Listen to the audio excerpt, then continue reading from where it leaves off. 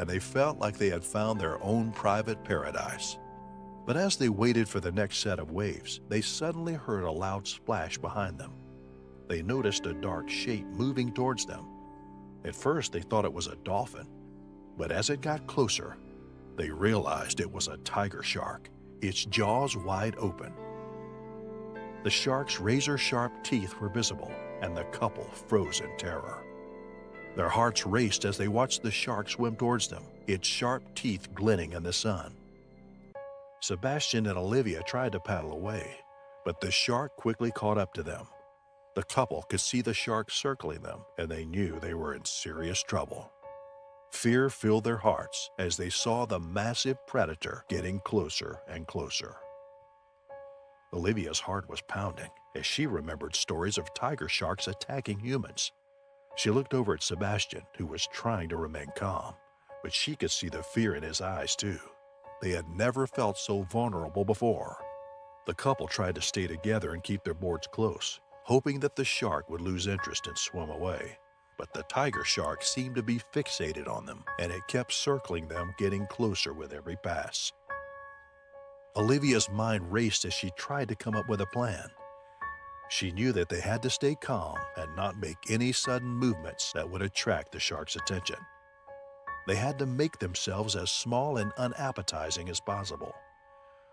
As the shark swam closer, Sebastian grabbed Olivia's hand and whispered to her to stay still. He knew that any sudden movements could provoke the shark and make it attack.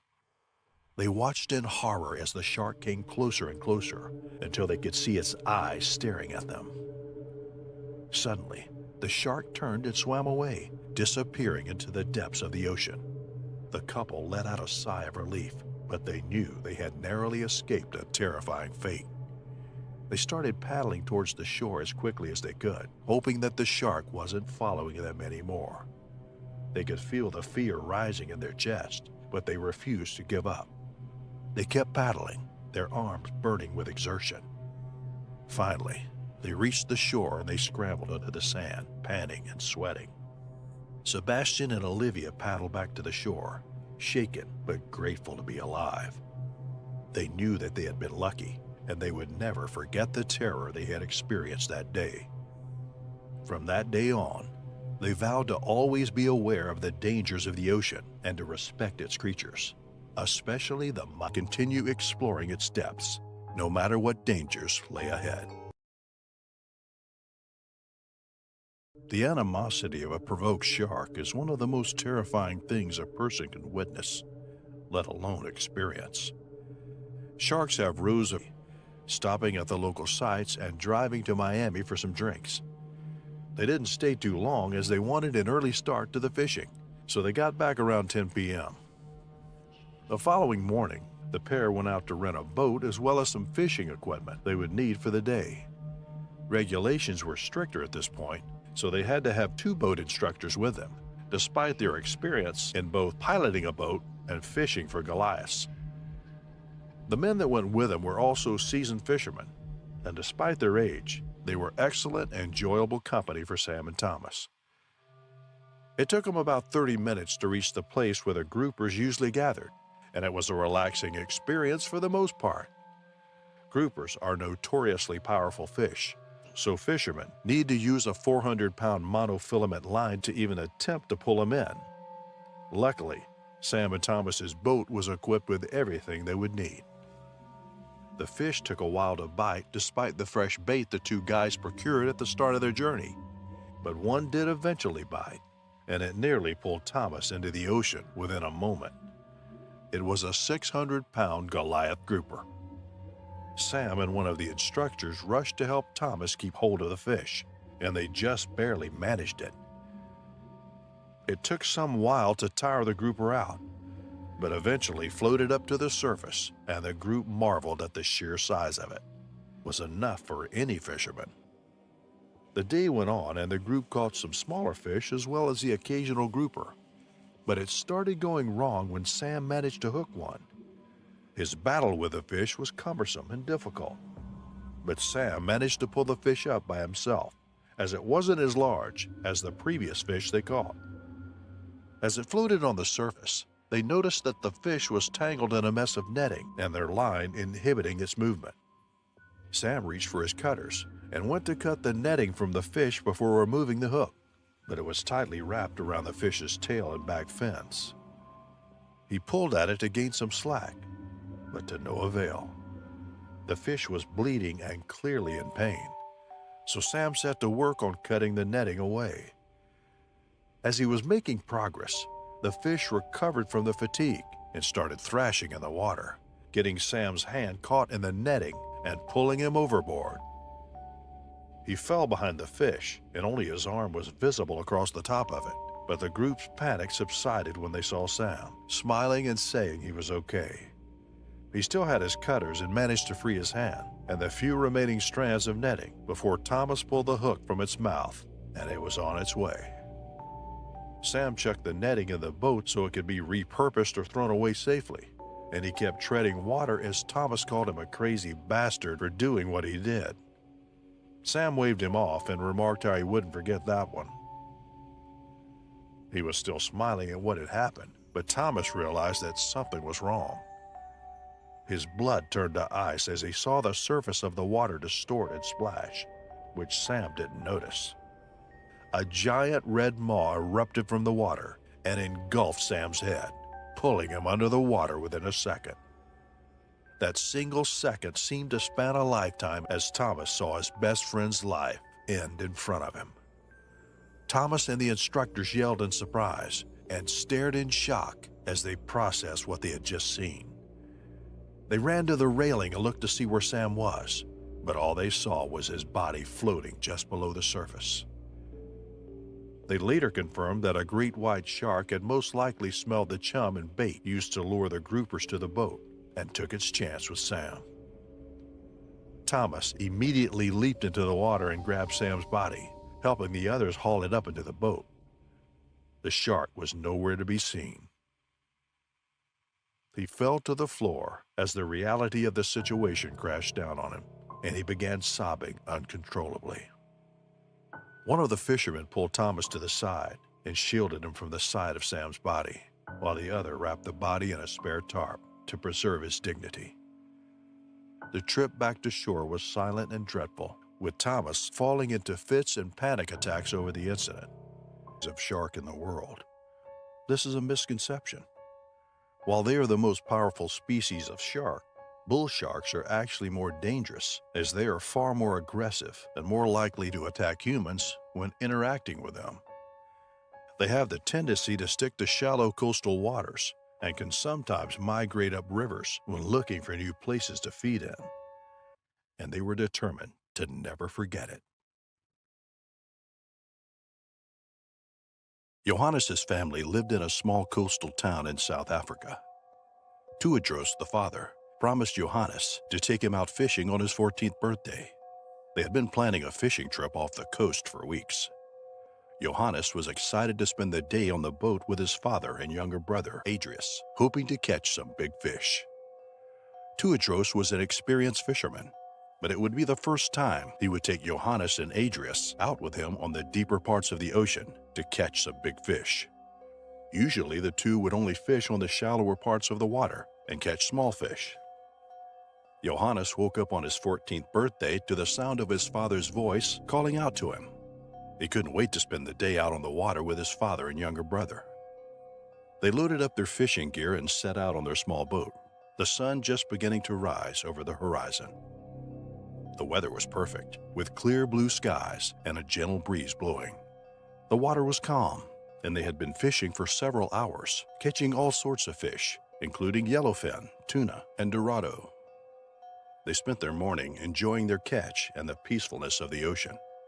Johannes felt grateful to be spending his birthday with the two most important people in his life.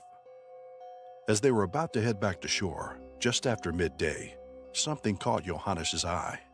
A shadowy figure was circling their boat, and he soon realized it was a shark. Tuadros attempted to maneuver the boat away from the shark, but it was too late. Before anyone could react, it had grabbed Johannes by the leg from the boat. The family was horrified as they watched the shark pulling Johannes underwater. Without hesitation, Tuadros dove into the water after his son, determined to save him. He could hear Johannes' screams echoing in his head as he swam towards him. As Tuadros reached his son, he saw that the shark had bitten Johannes' leg. Blood was pouring out, and Tuadros knew they had to act quickly. Tuadros pulled Johannes towards him and used all his strength to swim back to their boat. The shark was still circling them, but Tuadros knew he had to protect his son. As the two got to the edge of the boat, Adrius helped pull them both onto the boat. The shark tried to attack again, but Tuadros kicked it away with all his might. Once they were back on the boat, Tuadros and Adrius immediately began to tend to Johannes' wounds. They were horrified to see the extent of his injuries. The shark's teeth had left deep, jagged wounds all over his right leg, and blood was pouring out of him in torrents.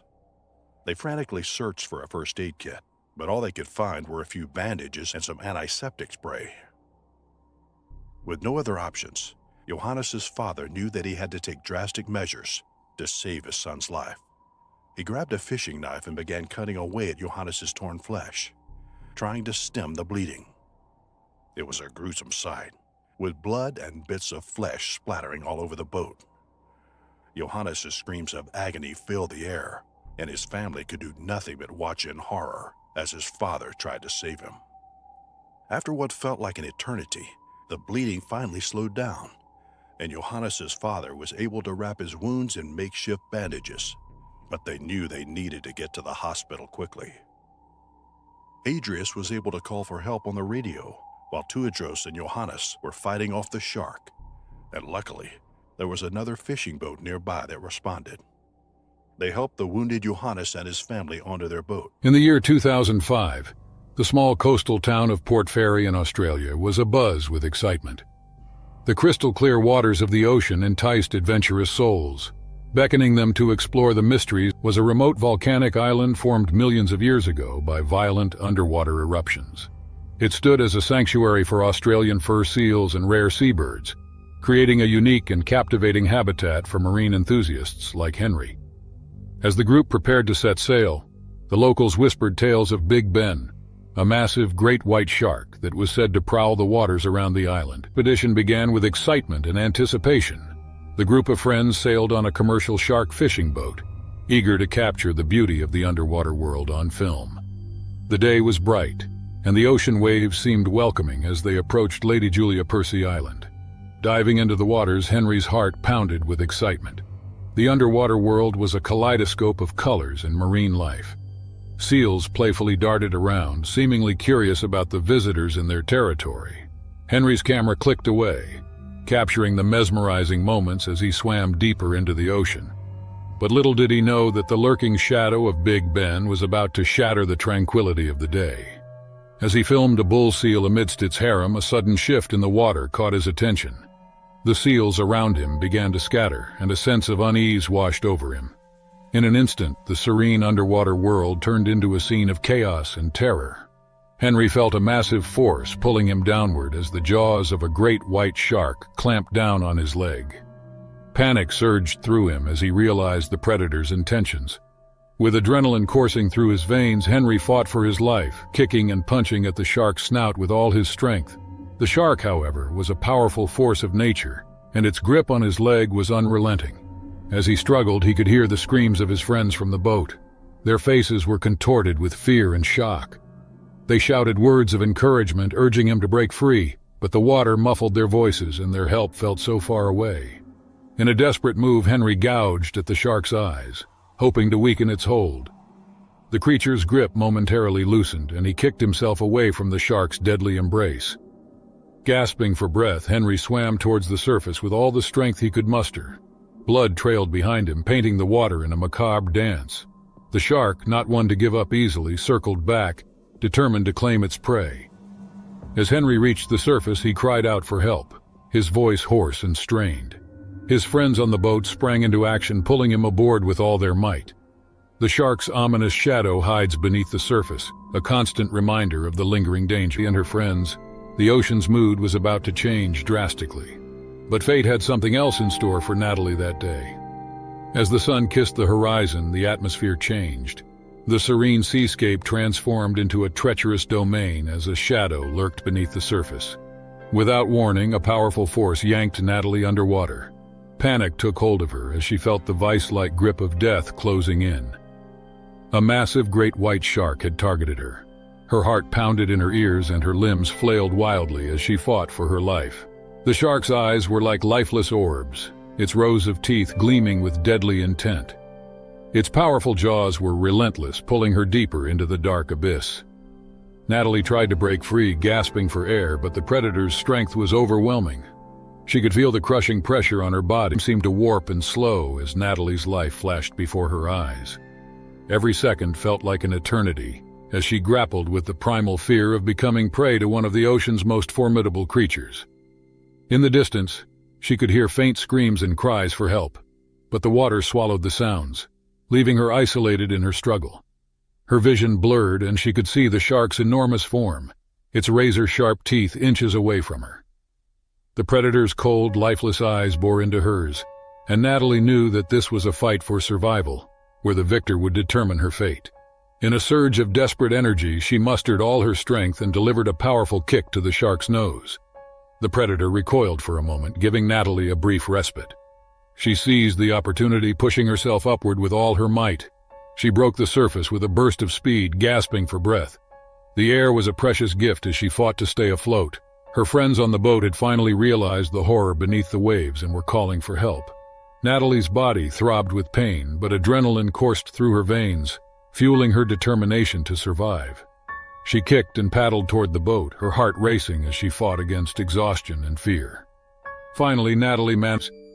As news of the terrifying encounter spread, the entire coastal community felt a shiver of fear. Florida was renowned for its shark attacks, a reputation that made its waters alluring and perilous. The ocean held secrets and dangers that humbled even the bravest of souls. In the aftermath, Natalie grappled with her emotions. She loved the ocean, but now approached it with newfound caution. The once inviting waters now seemed like a dark abyss, concealing hidden threats. Her resolve to return to the water battled with her fear, leaving her torn between her love for the sea and the haunting memories of the shark's jaws. She knew she couldn't let fear dictate her life, but the ocean had proven to be an untamed force. With her friends by her side, she took tentative steps back into the water, determined to overcome her fear. The ocean had taught her respect, and she would embrace its wonders again, knowing that danger lurked but also understanding that beauty and awe awaited those who dared to venture. Her story became a testament to the delicate balance between humans and the wild. The ocean was a realm of beauty and peril, where respect and vigilance were the keys to survival. Her story echoed through the coastal town. A reminder enveloped the entire neighborhood. Captain Bill Turner was proudly standing on the deck of the Ocean Voyager, a clear indication that his years at sea had taken their toll on his appearance. With each passing day, the bull shark demonstrated a level of cunning that sent shivers down the spines of even the most fearless sailors, as the assaults became increasingly audacious. Dr. Amelia Crane traveled to Portville to fulfill her insatiable curiosity regarding the recent desperately reaching out to pull his father back up. Their hopes soared as Dr. Alfred's body emerged from the water inch by inch, just a breath away from safety. However, in a heart-stopping moment, a lurking shark, with its beady eyes fixed on a potential meal, broke through the surface of the waves and launched a sudden attack. With lightning speed, the shark clamped its powerful jaws around Dr. Alfred's ankle, piercing through the water's surface. Panic surged through Barney as he fought against the relentless pull of the predator. Summoning every ounce of strength and determination, he tugged with all his might, desperately trying to rescue his father from the shark's grip. In sheer bravery, Barney freed his father from the shark's menacing grasp, just in the nick of time. As they gasped for air and glanced around, their eyes scanning the sea, they could find no trace of the shark that had threatened them. She came across a small beach town that caught her eye. It was a picturesque place with quaint little shops and cafes lining the streets and a long sandy beach stretching out in front of her. Magdalene knew she had to stop and explore. She parked the RV in a nearby campground and spent the next few days wandering around the town. She met some friendly locals who showed her their favorite spots, including a hidden cove that was only accessible at low tide.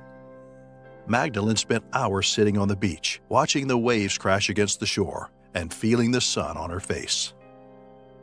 As she walked through the town, Magdalene couldn't help but notice how relaxed everyone seemed. People strolled along the streets, stopping to chat with each other or sit at outdoor tables and enjoy a coffee or a snack.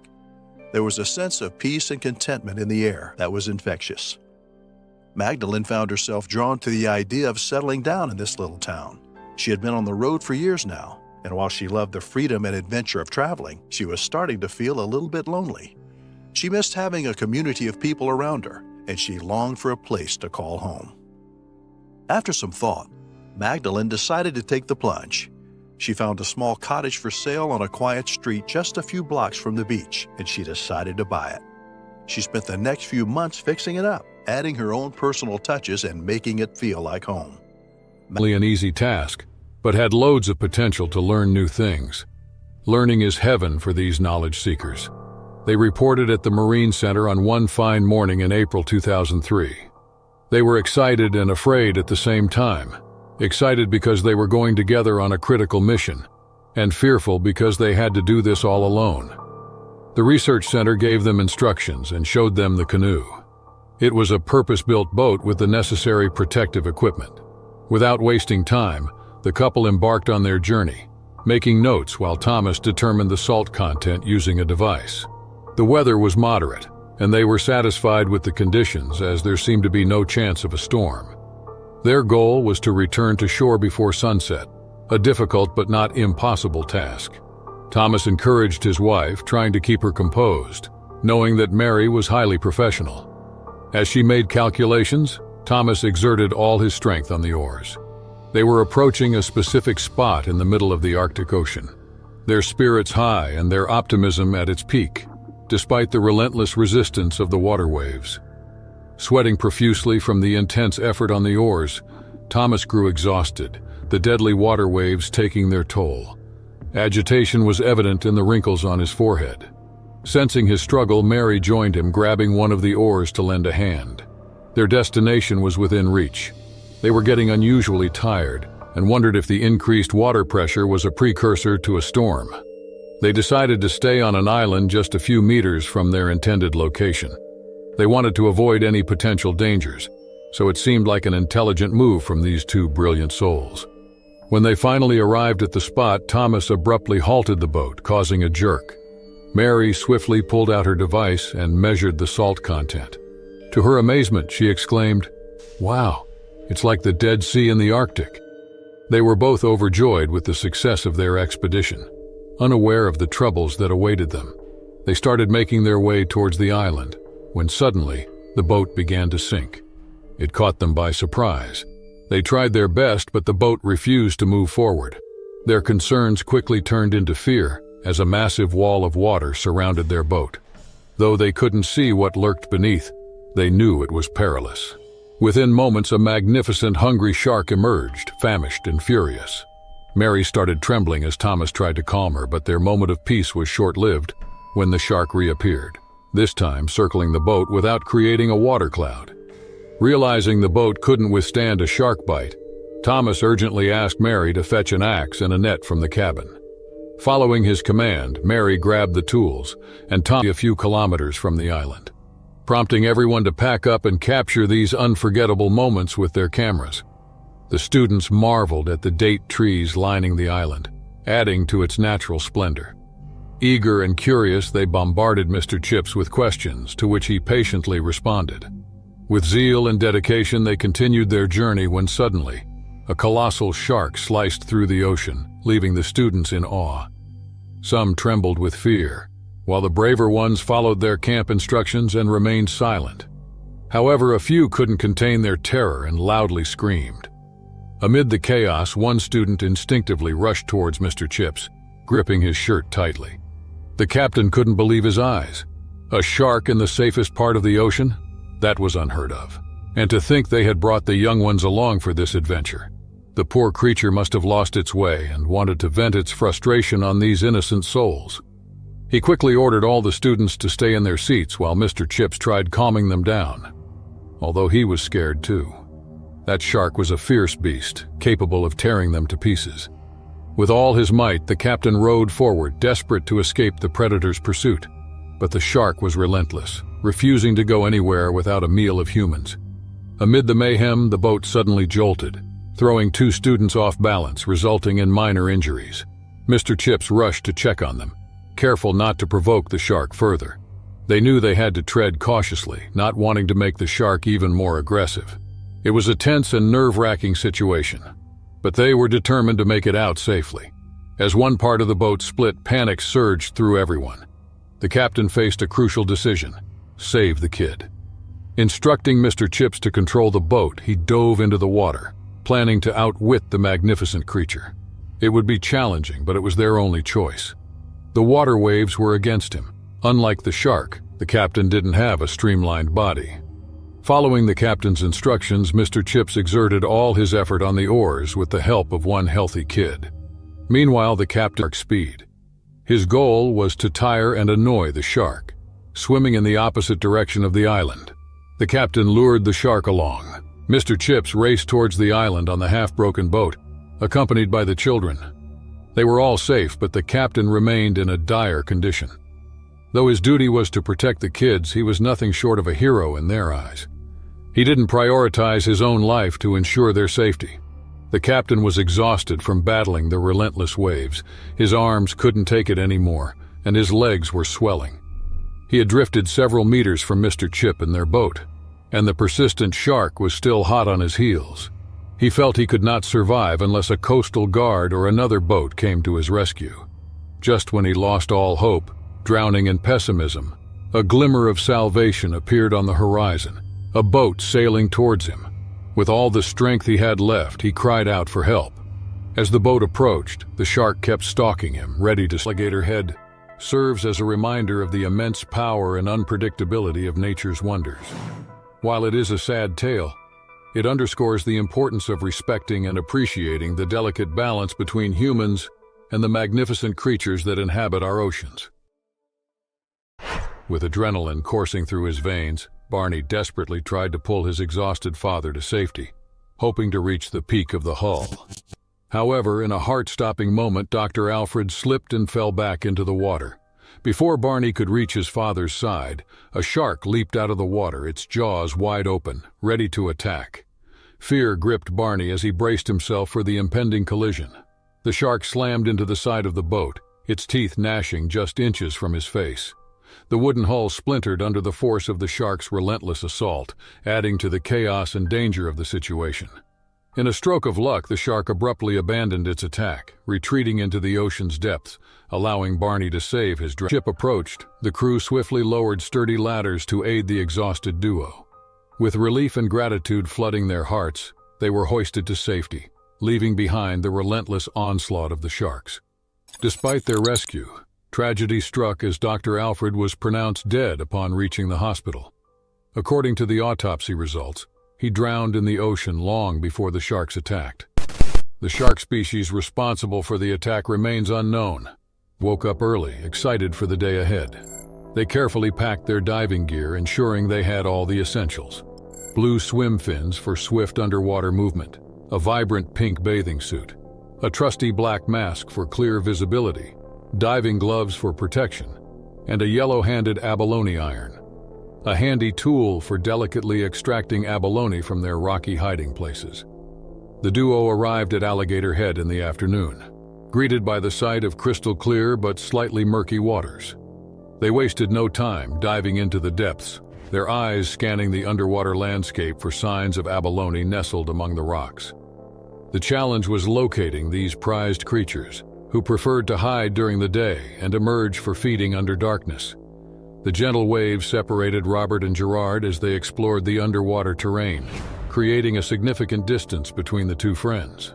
In their quest for abalone, they encountered an unexpected and spine-chilling visitor. An enormous great white shark emerged from the depths, its presence both breathtaking and terrifying. The peaceful dive instantly transformed into a nightmarish scenario. The massive shark, drawn by the movement and energy in the water, swiftly approached Robert, mistaking him for potential prey. Panic ensued as the shark closed in, its sharp teeth glinting ominously in the sunlight. Robert fought desperately for his life, his survival instincts kicking into high gear. He thrashed around in the water using every ounce of strength and adrenaline-fueled determination to escape the jaws of the monstrous great white shark. However, he spotted Robert being dragged into the depths, the relentless predator showing no mercy. Overwhelmed with shock and disbelief, Gerard mustered every ounce of strength and courage, diving deeper into the water, desperately trying to save his friend. With adrenaline pumping through his veins, Gerard waved his hands frantically, hoping to scare the shark away from its deadly grip. Yet the predator remained fixated on its prey, its mighty jaws refusing to release Robert's trapped legs. The shark violently shook its head, attempting to tear Robert apart. At the same time, Gerard looked on helplessly, his heart filled with anguish. Realizing the futility of his efforts, Gerard swam back to shore as fast as he could. While gasping for breath, he alerted the lifeguards and authorities about the horrifying incident. Swift action was taken, with scuba divers dispatched to search for any sign of Robert. With anticipated hearts, they were getting nearer and nearer to the sharks. Everyone marveled at the beauty and power of the magnificent creatures. The team's primary focus was studying the shark's behavior, so they were cautious. All of a sudden, the number of shadows increased around the submarine. They could see 4 sharks encircling the submarine. It seemed that they were somehow intrigued by the presence of this submersible. Initially, the sharks were quite calm and composed. So was Captain Alex. But with every passing second, the sharks teased and provoked these human visitors. Thomas firmly held Mandy's hand, which was probably the only time Mandy stopped filming throughout the journey because of the exhilaration. They could observe the jaws and the glistening teeth. One of the sharks rushed towards the submarine, trying to attack these human creatures.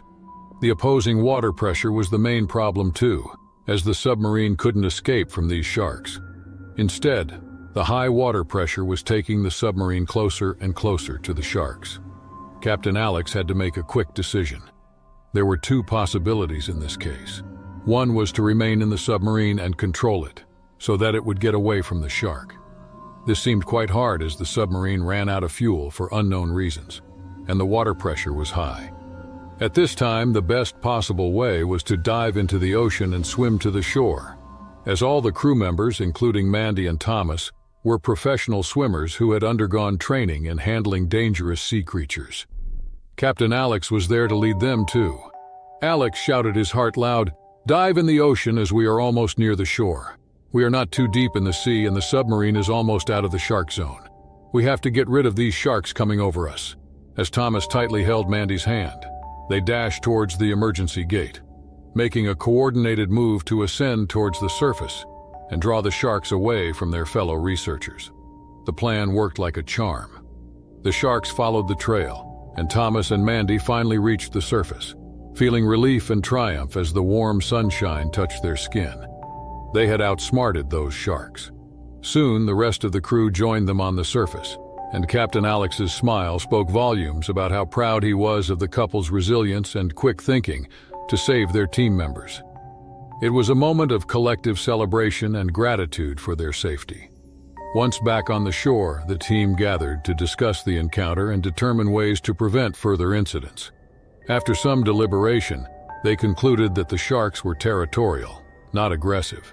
Knowing this eased their minds and helped them better understand the situation. Overall, it was quite an adventure, but they overcame the odds thanks to Thomas and Mandy's bravery and the team's strong camaraderie. Mandy's pictures were nothing less than jewels for the scientific community, the giant marine creature that could have harmed her. But she stayed calm and composed. Being a researcher, she wanted to understand this creature's behavior and how it reacted to humans. She was filming the entire scene with her camera. Emily's husband, Joe, woke up to the noise as people gathered around. The scene seemed like a fight between Emily and the huge sea creature. It seemed like a boxing ring with spectators all around. Joe warned Emily to stop filming and avoid the creature, but she didn't listen. She had already gone on a sea expedition and knew some advanced protection techniques. All Emily wanted was for the creature to appear in the middle of a giant cloud of water, so she could get at least one picture for her upcoming research project. It was a holiday that turned into an adventure. Mr. Joe didn't seem happy with all this drama, but he was quiet as he wanted her wife to continue her professional duties. A giant shark appeared out of the water. Emily got a wonderful picture. The creature dived down into the water. Surprisingly, the shark's behavior seemed like a dolphin in the beginning. She simply jumped and then dived down into the water. Emily was so happy. She hugged Mr. Joe. The flare on Joe's cheeks showed he was so proud of her wife, who stayed resilient in front of a huge marine creature and fulfilled her professional responsibilities. It was nothing less than a honeymoon scene. The crowd dispersed after applauding Emily. Emily and Joe sat down with their feet in the water. After celebrating their success, a high-pressure wave suddenly carried them several meters away from the shore. Emily wasn't a good swimmer, but Mr. Joe knew how to swim like a professional. He got this in his genes. "Stay calm, Emily, and keep swimming against the waves. Don't stop," Joe yelled. Emily followed her man's instructions. The problem increased 1,000 times when the shark appeared again. This time, it didn't have that dolphin-like appearance. Instead, the shark seemed quite aggressive. They were only a few meters from the shore, but it seemed 1,000,000 miles. Also, Emily could hardly bear the water's resistance because she didn't know how to swim properly. Mr. Joe seemed the only hope to her. The shark rushed toward its prey. It seemed pretty exciting to see the fresh human flesh. Mr. Joe was a man of fabulous nerves. He told Emily to swim towards the shore. Meanwhile, Joe betrayed the shark. He started swimming toward the opposite side of the shore and threw a steel can toward the shark. The aggressiveness increased, and the shark shifted away from the shore. No one could match Mr. Joe's swimming skills as he continued to swim, skillfully outmaneuvering the shark. He dived in and out until the shark got frustrated. Joe knew that he couldn't beat the speed of the shark, but the only way to get rid of it at the moment